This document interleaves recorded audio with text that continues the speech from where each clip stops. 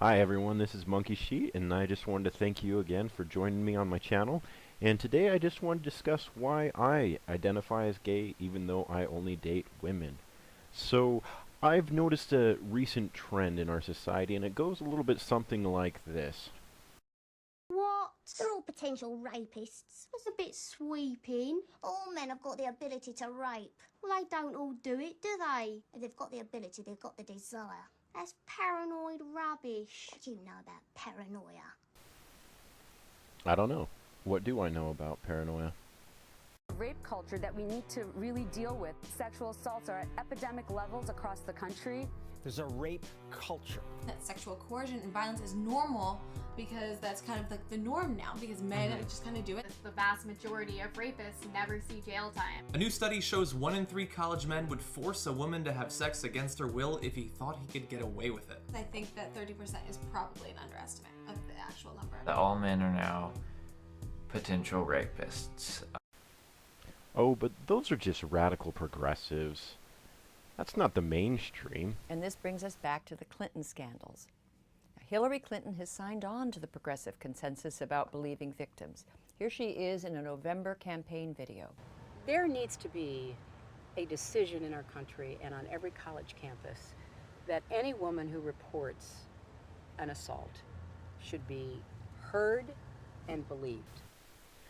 And so it is that we're left with a choice. We can either identify as this guy, So Mohammed's going to hold this. We're working as a team already. So first I just want to position myself because I feel that's really important in these discussions. I am a white heterosexual male, so I personally feel that I enjoy a lot of the privilege that a lot of people in this room, in this country, in this world do not. And that's really important when having these discussions. or this guy, I'm white, I'm male, straight, I'm temporarily able-bodied, and I'm socially acceptable body size, so I just like to check my privilege first. or we can self-identify as gay, being free to roam the lockers and bathroom of women and girls without suspicion. To Anna, the Young Turks, and the rest of the regressives, the writing is on the wall. Look behind you. You have a problem, and it is in the fundamentals of your reasoning. This one features Lance Berkman, who is a baseball player in Houston, or was a baseball player in Houston. This ad is just as despicable, but let's take a look. I'm Lance Berkman. I've played professional baseball for 15 years, but my family is more important. My wife and I have 4 daughters. Proposition 1 would allow troubled men who claim to be women to enter women's bathrooms, showers, and locker rooms. It's better to prevent this danger by closing women's restrooms to men rather than waiting for a crime to happen. And the way that they're exploiting cases of rape and sexual assault as an excuse to discriminate against the LGBT community disgusts me. And that, my friends, is why I want to be a part of the LGBTQTSPRN artist formerly known as Prince community. Because if I am a white, straight, heterosexual male, then I am a rapist. If I am part of the LGBTQT whatever community, then I have free access to going into women's locker rooms without suspicion. Is the choice all that convoluted?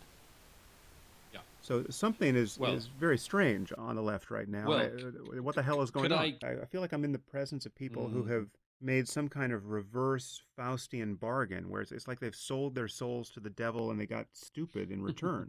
This whole thing of the weirdo sexual obsession, transgender, trans polygender, identify cis. I've got a penis, but I can still win Glamour Woman of the Year award. And who are you? If not only do you have to respect me as a woman, if you say I'm not an entire woman, despite the fact I've got a penis, still you're a bigot. And then you got to find them. Muckstein said this the other day. This is the conversation we're having when the mullahs will nuke us. Everyone will be discussing whether somebody is transgender, despite the fact they've not had any operation. There's a woman in Britain called Jack Monroe, a fatuous far left-wing so-called anti-poverty campaigner. totally talentless individual. This blogger has recently come out as transgender.